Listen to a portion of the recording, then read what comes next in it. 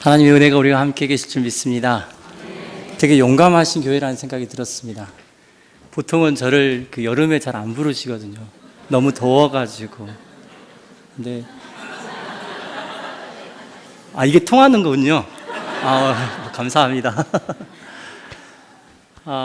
이렇게 이름이 태양이다 보니까 여름에는 잘 안 부르시더라고요. 근데 7월에도 부르시고, 제가 교회 개척 때문에 못 오겠다고 이야기하니까 8월에도 불러주시고, 이렇게 너무 감사합니다. 그래도 다행인 것은 또 이번 주간에 이렇게 더위가 한풀 꺾여서 정말 다행입니다. 아니면 정말 미워하는 한 사람으로 기억될 뻔했다는 생각이 들어서요. 말씀을 듣기 전에 저는 이런 기도를 좀 같이 했으면 좋겠는데, 제가 온 가족 예배라고 이야기를 하셔가지고, 저는 아이들부터 시작해서 어른들까지 다 모여 있는 줄 알았는데, 청년들하고 어른들하고 같이 모여 계시더라고요. 맞죠? 네. 맞죠? 네. 자, 기도를 한번 가르쳐 드리겠습니다. 가르쳐 주세요. 가르쳐 주세요. 만져 주세요. 인도해 주세요. 괜찮지 않나요? 그렇죠? 가르쳐 주시고 만져 주시고 인도해 주시고, 이게 예배라고 생각합니다. 그래서 또 영어로 한번 해볼까요? 네. Teach me, touch me, guide me. 하나님, 우리가 두 손을 높이 듭니다. 하나님 말씀으로 우리를 가르쳐 주옵소서. 주의 은혜가 머무는 시간이 되게 하여 주옵소서. 하나님의 백성들입니다. 하나님이 원하시는 대로 이끌어 주옵소서. 예수님의 거룩하신 이름으로 기도드렸습니다. 오늘 저는 딱 한 가지 목표를 가지고 이 자리에 섰습니다. 여러분들에게 디모데후서 1장 7절을 다 외우게 해드리는 겁니다. 한번 같이 읽어볼까요? 첫 번째니까 같이 다시 한번 읽도록 하겠습니다. 같이 읽겠습니다. 시작. 하나님이 우리에게 주신 것은 두려워하는 마음이 아니요 오직 능력과 사랑과 절제하는 마음이니. 한 40분 정도 말씀을 나누고 나면은 여러분들이 이 말씀을 다 외우셨으면 좋겠습니다. 아마 이 말씀을 좀 잘 보시면은 여러분들이 우와! 라는 소리가 나와야 되지 않을까라는 생각이 들거든요. 우리가 제일 좋아하는 단어가 있잖아요. 무슨 단어 제일 좋아하세요? 주신 것은 이라고 하는 거예요. 그렇지 않나요? 누가 주셨다고요? 하나님이 우리에게 주신 것이라고 이야기하잖아요. 하나님이 우리에게 주신 것은 그것도요, 과거로 이야기는 하는 게 아니라, 미래로 이야기하는, 내가 앞으로 주실 것이라고도 이야기하는 게 아니라 이미 우리 가운데 있는 것이라고 이야기하는 거예요. 그래도 우와 안 하시네? 우와. 하나님이 우리에게 주신 것은요, 우와.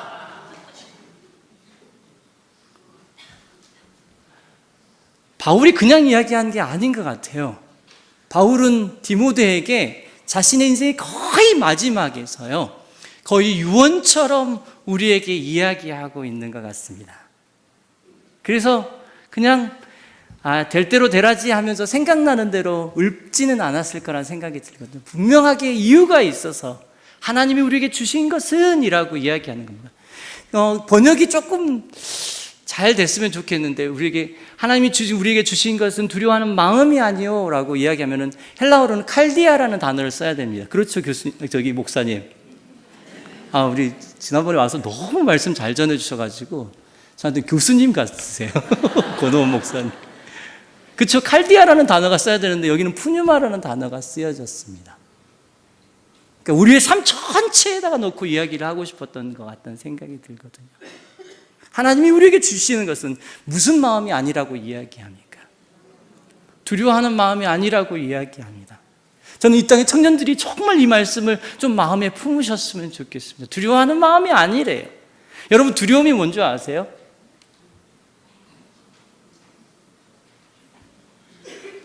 제가 여쭙고 있는데, 두려움이 뭔지 아세요? 하나님이 설교를 하십니다. 하나님이 우리에게 인생에 놓고 직접적인 설교를 하세요. 첫 번째 설교를, 혹시 하나님의 첫 번째 설교를 기억하세요? 하나님의 첫 번째 설교를 혹시 기억하시는지요? 네? 생육하고 번성하여 땅에 충만하여 땅을 정복하고 다스리라라고 하는 게 하나님의 첫 번째 설교입니다. 창세기 1장 28절 말씀 한번 보실까요? 창세기 1장 28절 말씀입니다.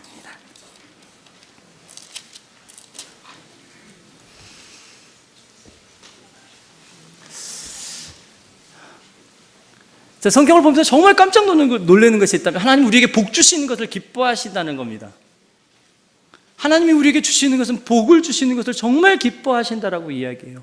그리고 매 순간마다 하나님이 하나님의 뜻을 이야기할 때마다 복에 대한 이야기를 하는 거예요. 근데 그 복이 무엇인가를 명확하게 아는 것이 우리가 복에 대한 의미들을 찾아가는 중요한 방법이라고 성경이 우리에게 가르치는 것 같거든요. 자, 1장 28절 한번 같이 읽어보도록 하겠습니다. 읽겠습니다. 시작. 하나님이 그들에게 복을 주시며 하나님이 그들에게 이르시되 생육하고 번성하여 땅에 충만하라. 땅을 정복하라. 바다의 물고기와 하늘의 새와 땅에 움직이는 모든 생물을 다스리라 하시니라. 아멘. 이 말씀 처음 들으시는 거 아니시죠? 이 말씀의 의미가 무엇이죠? 하나님은 하나님의 백성에게 정말 하나님의 뜻이 무엇인가를 밝혀주고 싶은 것이 이 말씀이 가지고 있는 의미인 것 같습니다. 압축하고 압축하면은 이런 이야기입니다. 나는 서울시민교회를 통해서 이곳에 있는 하나님의 청년들과 하나님의 세대들을 통하여서 이 땅이 하나님을 아는 것이다 라고 말씀하시는 것 같습니다. 동의가 되세요? 땅이 충만하라고 이야기하는 것은 여러분을 통해서 하나님이 사람들에게 알려지고 이 땅 가운데 알려지는 것이 하나님의 소망이라고 말씀하시는 것 같습니다. 여전히 하나님은 그 꿈을 꾸고 계세요. 나는 이 땅의 교회들을 통해서 하나님의 사람들을 통해서 이 땅에 하나님의 전달되어지는 것을 원한다라고 이야기하는 겁니다. 이것을 그래서 문화 대명령이라고 이야기합니다. 세상에 많은 사람들이 하나님을 보는 것들을 우리가 보기를 원한다라고 이야기합니다. 저도 생각을 해보니까 이 말씀으로 설교를 엄청 많이 들었더라고요. 이게 하나님 우리에게 주신 첫 번째 설교입니다. 근데 여러분 혹시 1장 29절이 무슨 말씀이 있는지 혹시 아세요?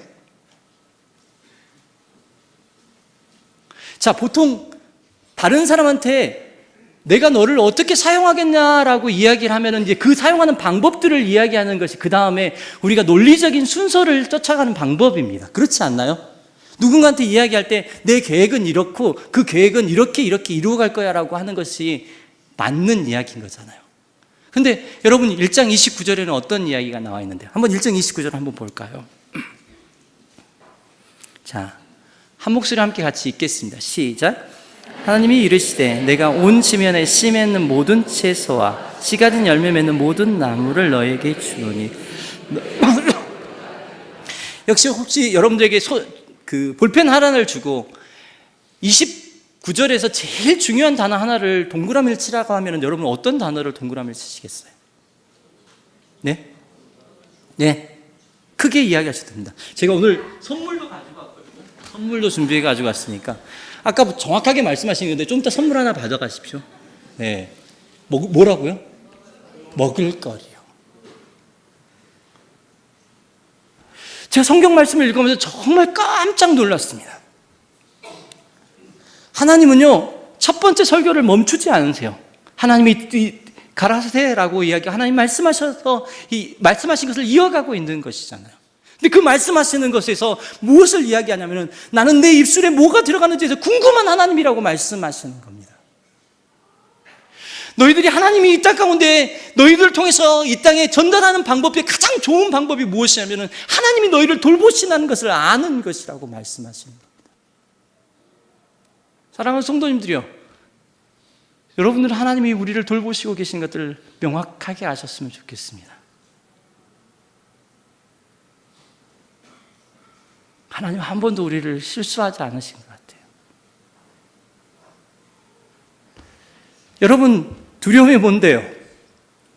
두려움의 핵심은 무엇이냐면은 하나님이 책임지시겠다라고 하는 것을 하나님으로 뺏어서 내 마음에 갖다 놓는 것입니다.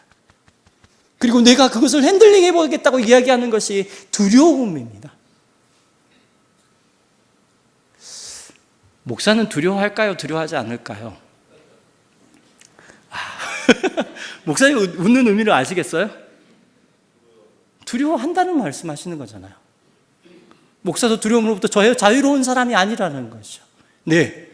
제가 분당 우리 교회를 2010년에 사임하고 나오면서 얼마나 두려웠는지 모릅니다. 하나님, 제가 어디로 가야 되죠? 어떻게 해야 되죠? 조금 이따가 여러분 2010년부터 어떻게 하나님 저를 인도하셨는지에 대한 이야기들을 나눌 겁니다.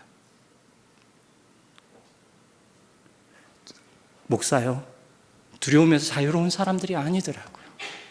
그런데 하나님이 이 말씀을 통해서 저에게 가르쳐 주신 것이 무엇이었냐면, 야, 김태양아, 너는 두려움과 싸우는 사람이야. 두려움은 있잖아, 하나님이 책임지시겠다고 이야기한 것들을 하나님께로부터 뺏어서 내 마음속에 가져다 놓는 거. 그러면 그것만큼 하나님을 반역하는 게 없어. 두려움이 무엇인지 아시냐고요? 두려움은 하나님을 반역하는 것입니다. 싸워야 하는 것입니다. 이게 하나님이 우리에게 주셨던 첫 번째 설교라고요. 근데 더 재미있는 것이 무엇이냐면은 30절 말씀입니다. 30절에는 뭐가 있죠? 30절 한번 같이 보도록 하겠습니다. 자, 30절의 시작을 또라고 이야기합니다. 또라고 이야기합니다. 그러니까 하나님의 설교가 끝났다고요? 안 끝났다고요? 안 끝났다는 거 이야기하는 거잖아. 30절 말씀 같이 보도록 하겠습니다. 같이 읽겠습니다. 시작. 또 땅의 모든 짐승과 하늘의 모든 새와 생명이 있어 땅에 기는 모든 것에게는 내가 모든 푸른 풀을 먹을 거리로 주노라 했으니 그대로 되니라. 아멘. 자, 또 동일한 일을 해보려고 합니다. 볼펜을 잡았습니다. 그리고 30절에 제일 중요한 단어에 동그라미를 치려고 합니다. 어떤 단어일까요? 네? 크게 이야기해 주세요. 먹을 거리요. 그러면 30절은 하나님이 왜 이야기하셨을까요? 30절을 보면 여러분 생각나는 말씀 없으세요? 예수님이 설교 중에서 제일 중요한 설교 하나를 들으려고 한다면 산상수훈을 들 것입니다. 그렇지 않으세요? 산상수훈의 모든 과정들을 예수님께서 이야기하시면서 이런 이야기들을 합니다. 들의 백합화를 봐라, 공중의 새를 보라. 누가 돌보신다고요? 누가 더 귀하다고요? 누가 더 귀하다고요? 한번 그냥 내가 더 귀해. 같이 한번 따라서 해보실래요? 내가 더 귀해.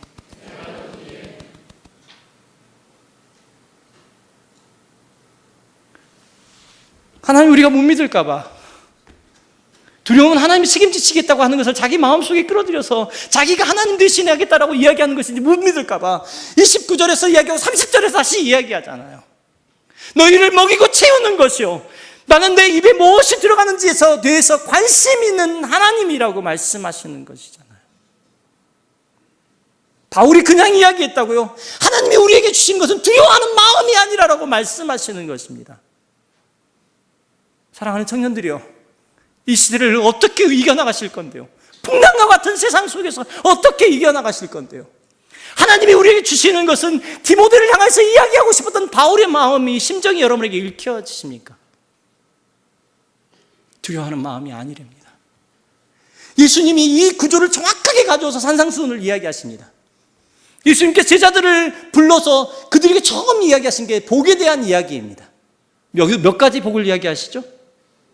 8복을 이야기하시잖아요. 8가지 복을 이야기하시는데 그 8가지 복의 의미가 무엇인데요?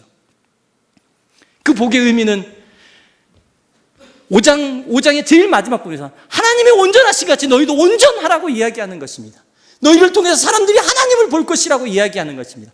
창세기 1장 28절과 동일한 이야기를 하는 것이에요. 그리고 나서 하나하나 염려가 무엇인지, 그리고 두려움이 무엇인지를 이야기하는 것이 마태복음 6장 안에 이야기되어지고 있는 것입니다. 사랑하는 성도님들이요, 두려워하는 마음이 아닙니다. 여기까지 한번 외워볼까요? 같이 외워보겠습니다.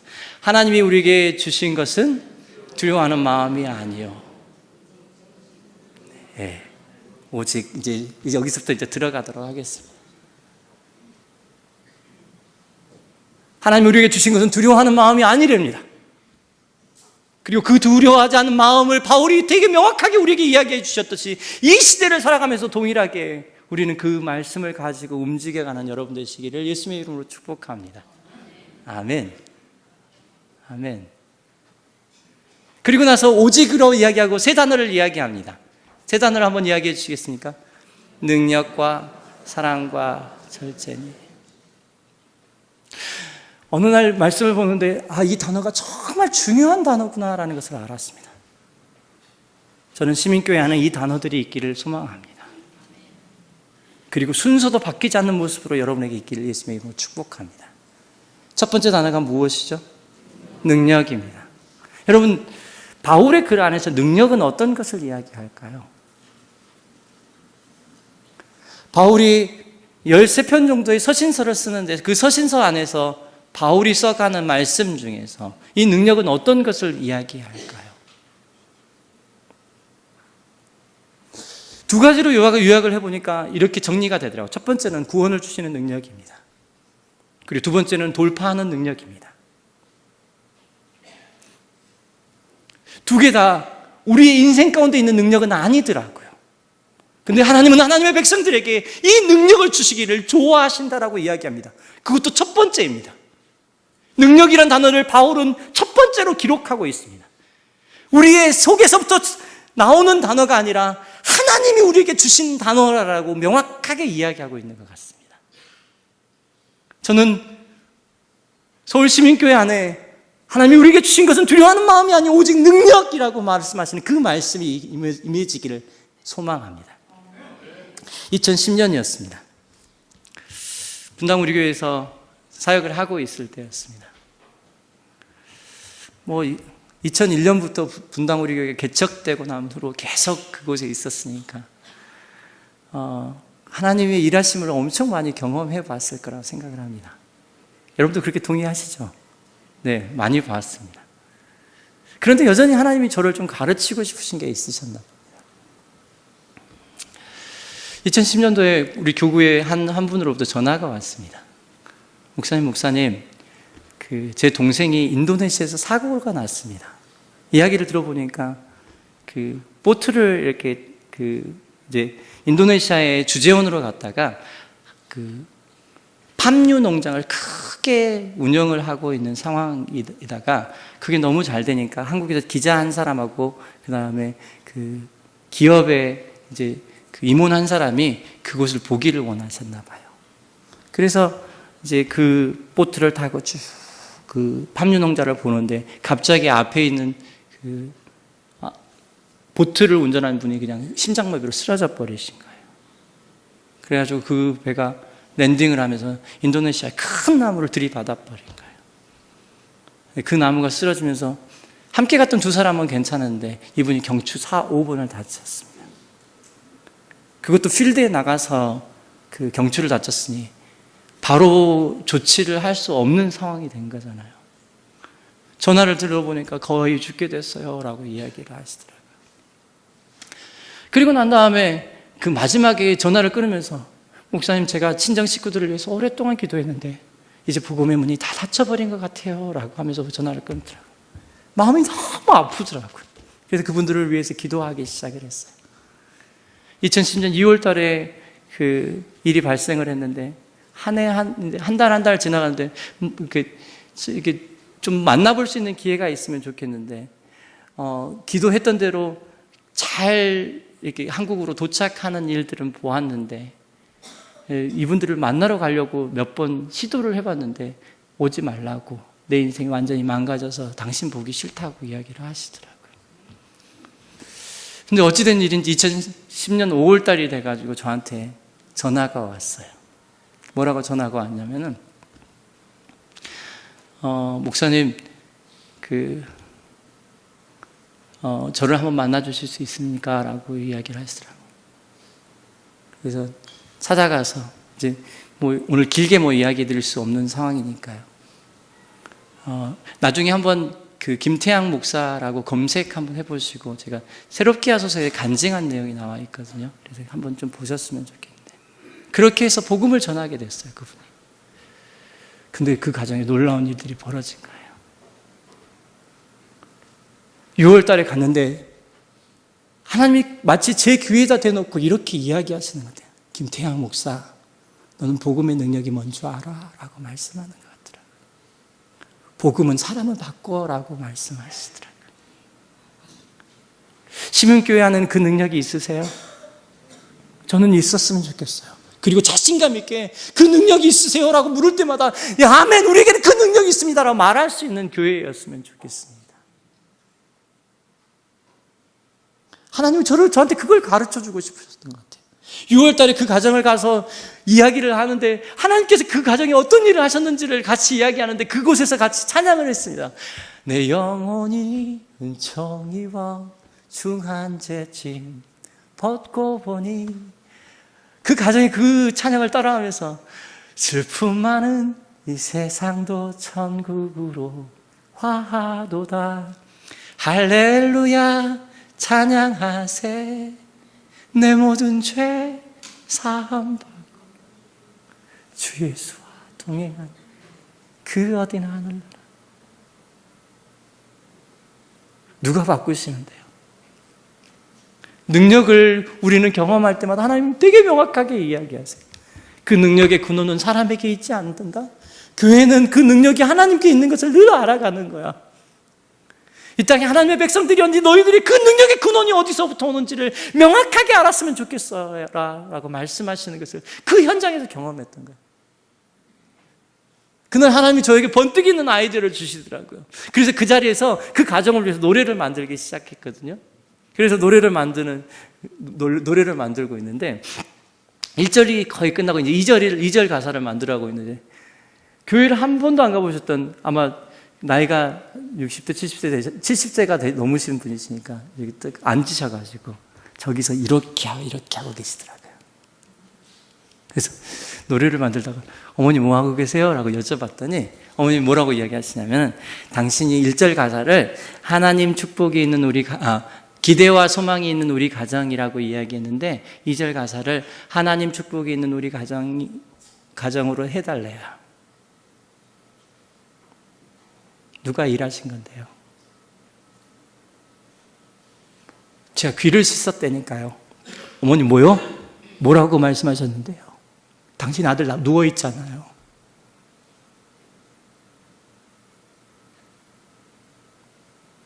그리고 그 가정이 기도를 할 수 없으니까 기도할 수 있도록 노래를 만들어줬어요. 하나님 나를 일으켜주세요. 하나님의 생명으로 살게 해주세요.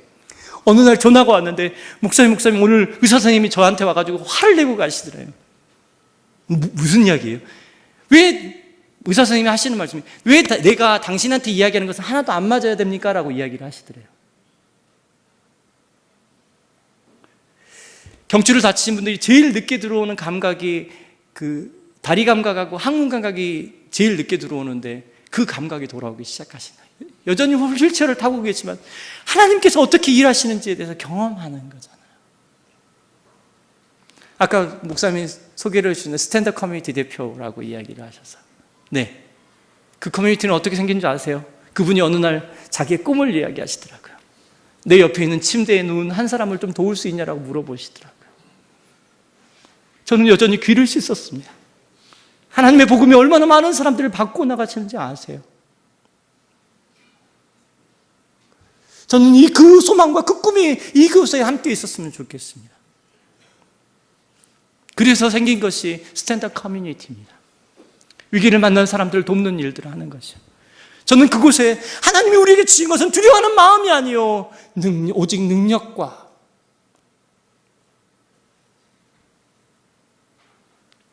잊지 않으셨으면 좋겠습니다. 여전히 하나님은 하나님의 백성들에게 일하시는 분이십니다. 여전히 하나님의 방법대로 일하시는 분이심을 잃어버리지 않았으면 좋겠습니다. 두 번째 단어가 뭐였죠? 사랑입니다. 바울의 글 중에서 사랑은 어떤 의미를 가지고 있는데요? 바울의 글들을 제일 이렇게 여러 가지로 살펴보니까 사랑이라는 단어는 바울에게 되게 중요한 테마더라고요. 여러분, 사랑하면은 기억나는 상이 있으세요? 네. 고린도전서 13장이 제일 많이 기억이 남으시죠? 고린도전서 13장이 시작하는 고린도전서 12장 마지막 절에 뭐라고 이야기하는 줄 아세요? 한번 찾아보시겠습니다. 고린도전서 12장 마지막 절입니다.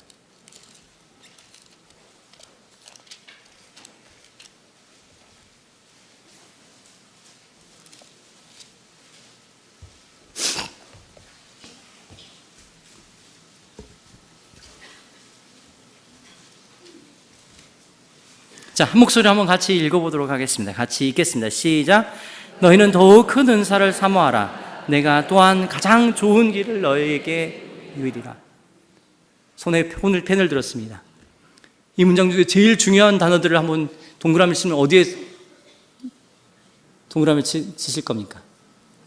큰 은사, 좋은 길. 아닌가요?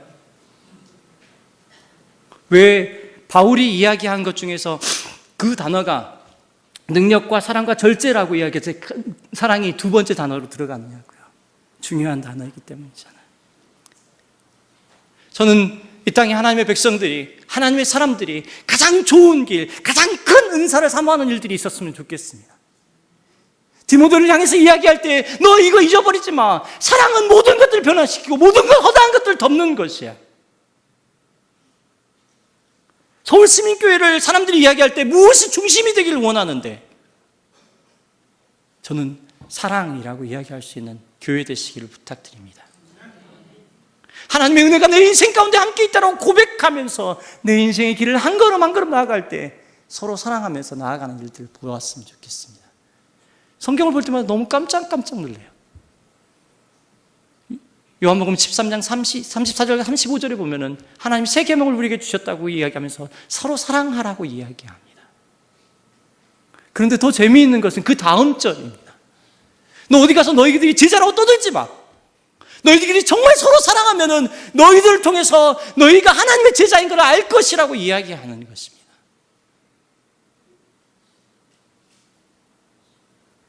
서로 사랑하면서 하나님의 제자됨을 잃어버리지 않는 여러분 되시기를 예수님의 이름으로 축복합니다. 마지막 단어가 무엇이죠? 절제입니다. 어느 날 왜 하나님이 절제가 여기 마지막에 있을까요? 차라리 절제가 제일 앞에 있으면 좋겠더라고요. 제 개인적인 생각으로는. 절제하고 사랑하니까 능력을 이따만하게 받는. 그렇지 않으세요? 절제하고 사랑하니까 능력이 이따만하게. 그리스도인은 그거 아니랍니다. 바울의 글 중에서 절제라는 단어가 중요하게 한 두 단어 정도를 살펴볼 수 있는데 여러분 성령의 9가지 열매 중에서 절제가 어디에 나오죠? 네, 9가지 열매 중에 마지막에 나옵니다. 절제라는 단어가. 그런데 그 헬라어를 살펴보니까 그 절제는 성적인 것을 절제하는 것에 포커스를 맞춘 단어더라고요. 그리고 디모데전서 3장에 보니까 선한 것을 사모하는 그 감독들을 이야기하면서 절제에 대한 이야기를 하는데 거기는 술에 대한 절제를 이야기하더라고요. 그래서 개역 성경에서는 이 절제라는 단어를 그 앞에 번역할 때 근신이라는 단어로, 그래서 하나님이 우리에게 주신 것은 두려워하는 마음이 아니요 능력과 사랑과 근신하는 마음이니 라고 개역 성경으로 여러분 외우셨던 걸로 기억할 겁니다. 근신하는 마음, 신중한 마음을 이야기하는 것입니다. 그런데 바울은 이것을 그냥 신중한 마음으로 놓지 않고 가장 명확하게 우리에게 가르쳐 주는 것이 있는데 디모데후서 1장 8절 말씀에서 이 말씀이 무슨 의미를 가지고 있는지를 이야기하는 것입니다. 한번 같이 보시도록 하겠습니다. 디모데후서 1장 8절 말씀입니다.